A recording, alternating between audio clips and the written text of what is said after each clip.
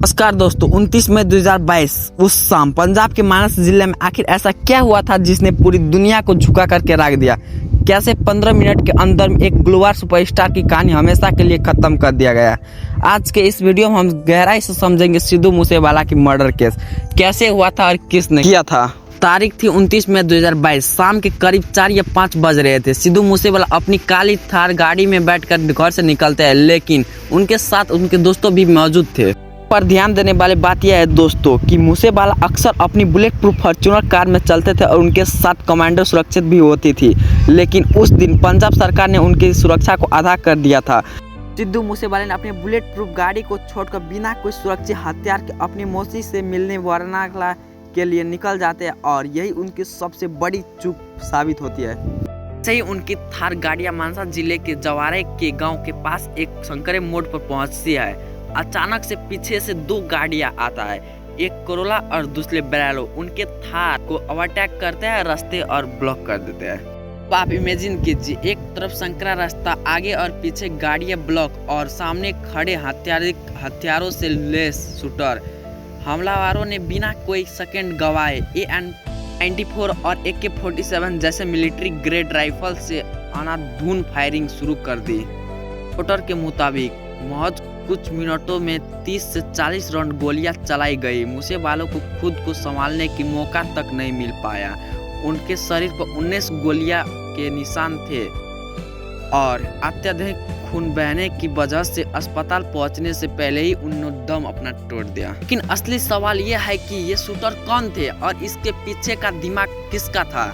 हत्या के ठीक बाद सोशल मीडिया पर एक पोस्ट आता है, कनाडा में बैठा गैंगस्टर गोल्डी बरान इस हत्या का पूरी जिम्मेदारी लेता है। लेकिन कहानी यही खत्म नहीं होता है। इसकी पूरी साजिश का असली मास्टरमाइंड दिल्ली की तिहाड़ जेल की हाई सिक्योरिटी जेल में बंद था। नाम था लॉरेंस बिश्नोई। सोच रहे होंगे कि जेल में बैठा कैदी इतनी बड़ी सिंगल की हत्या कैसे कर सकते हैं। यहाँ पर हमारे सिस्टम और जेल प्रशासन पर बहुत ही बड़ा सवाल आता है। बिश्नोई ने जेल के अंदर में ही मोबाइल फोन और सिंडिकेट के जरिए इस पूरे ऑपरेशन को कोऑर्डिनेट किया। बिश्नोई गैंग का दावा था कि यह बदले का कार्रवाई था। साल 2021 में अकाली दल के एक युवा नेता विक्की मिडखेड की हत्या हुई।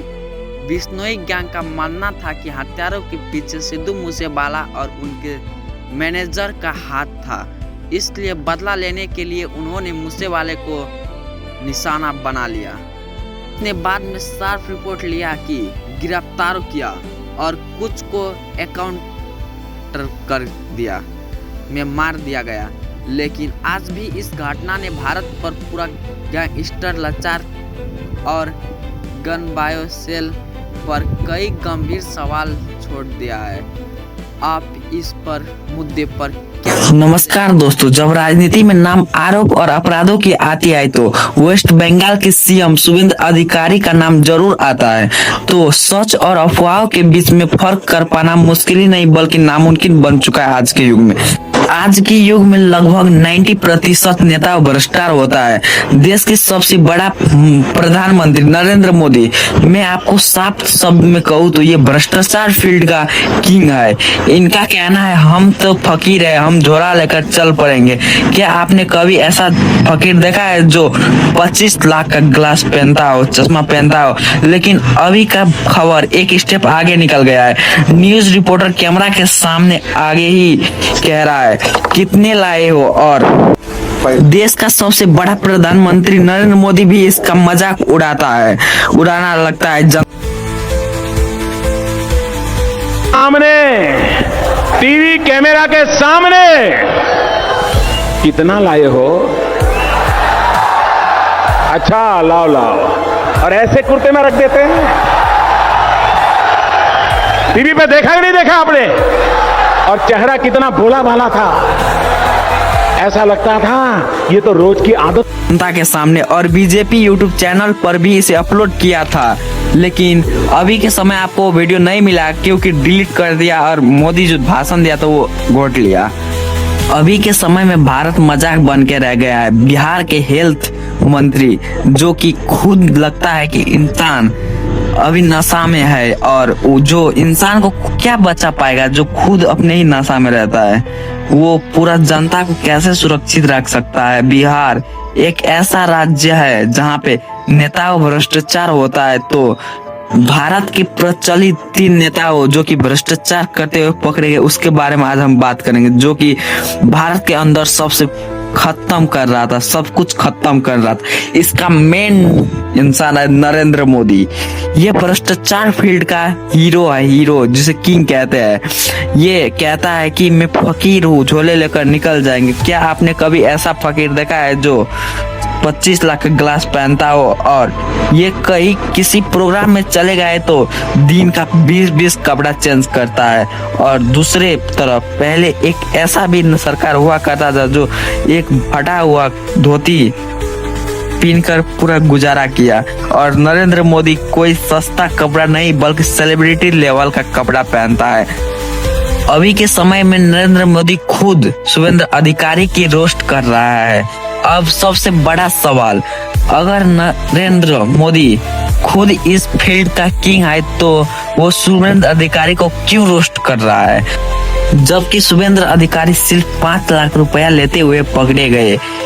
ये भी बहुत ही बड़ा रकम होता है। लेकिन जब आप नरेंद्र मोदी की सच्चाई जानोगे सुन के, तो ये आपको सिर्फ एक छोटा सा गलती लगने लगेगा इस शुभेंद्र अधिकारी का। अगर आपको नरेंद्र मोदी का रियलिटी जानना है तो मैंने एक वीडियो और अपलोड किया है, उस वीडियो को आपको देखना। स्टेप बाय स्टेप सब कुछ मैंने बता दिया उसमें। अब है दूसरे प्रचलित नेता जो कि है शुभेंद्र अधिकारी, जिसका बात हम फर्स्ट से कर रहे थे। ये सीएम है शुभेंद्र अधिकारी, जो कि वेस्ट बंगाल के सीएम है। ये भी कम नहीं है, ये कैमरे के आगे जनता से पैसा लेते हुए पकड़े गए और इन्होंने भी नरेंद्र मोदी को जवाब दिया। अब आप सोचिए, वेस्ट बंगाल के सीएम बन के कुछ ही दिन हुए उन्होंने अपनी रियल रूप दिखा दिया। यह भारत के लिए बहुत ही खतरनाक बात हुआ। अब भाई नीतीश कुमार का सोन में उसका छोरा बेटा निशांत कुमार, ये अभी बिहार का हेल्थ मिनिस्टर बना है, लेकिन इसके देखकर ये नहीं लगता है कि इंसान को स्वस्थ रह सकता है। खुद झूलता रहता है 24 घंटा में 20 घंटा लगता है कि अभी नशा में है। ये इसका वीडियो देख करके लगता है इसका रियलिटी तो भगवान ही जानता है। और इस सब को मिक्स कर दे कंक्लूजन आता है इसमें सब नेताओं का घर चल रहा है, सिर्फ और सिर्फ मिडिल क्लास और गरीब फैमिली की नहीं चल रहा है, और सब कुछ चल रहा है। इस सब कुछ को देख करके हमें एक बात सीखनी चाहिए, हमारा देश हमें खुद से बनाना चाहिए। किसी पद किसी नेताओं की बल्कि बात नहीं है ये थी। वो किसी भी कहानी को पूरा दुनिया तक पहुंचा सकती थी। द टाइम्स जैसे अखबारों ने इस घटना को बहुत ही खतरे तरीका से बनाना दिया। हर छोटी घटना को एक शराब की कहानी में बदल दिया गया और धीरे धीरे सच और अफवाह के बीच में की लाइन धुंधली हो गई। समय के साथ इस रहस्यमय को सुलझाने के लिए कई वैज्ञानिकों ने सामने आया। उन्हें पाया कि पुराने कब्र में टॉक्सिक मोड और बैक्टीरिया मौजूद हो सकते थे, जो इंसानों के लिए खतरनाक होता है। अगर कोई लंबे समय तक ऐसे माहौल में रहा तो उसकी सेहत पर गंभीर असर पड़ सकता था, यानी कुछ मौतों के पीछे वैज्ञानिक कारण भी हो सकता है। लेकिन एक और पहलू भी है जिसे अक्सर नज़रअंदाज कर दिया जाता है, डर। जब किसी इंसान को पहले से ही बता दिया जाता कि वहाँ शराब है, वह शराबित स्थान है, तो उसका दिमाग उसी दिशा में सोचने लगता है। इसे कहते हैं प्लेसबो इफेक्ट का उल्टा रूप, जहां हर डर इंसान को कमजोर बना देता है। तो अब सवाल ये उठता है, क्या वाकई में मम्मी का शराब था? अगर हम सारे फैक्ट को जोड़े तो हमें 3 संभावित दिया जाता है। ये सिर्फ संयोग था, कुछ मौतों के पीछे वैज्ञानिक कारण था, और बाकी कहानी मीडिया ने बड़ा चढ़ाकर पेश की गई कहानियां था। सच शायद इतनी तीनों के बीच छुपा है। आज भी टूटनखामन की कब्र इतिहास के सबसे बड़े रहस्यमय में से एक मानी जाती है। लोगों आज भी वहां जाते हैं, लेकिन एक सवाल हमेशा उनके मन में रहता है, क्या सच में कोई श्राप है? और शायद यही सवाल इस कहानी को इतनी खतरनाक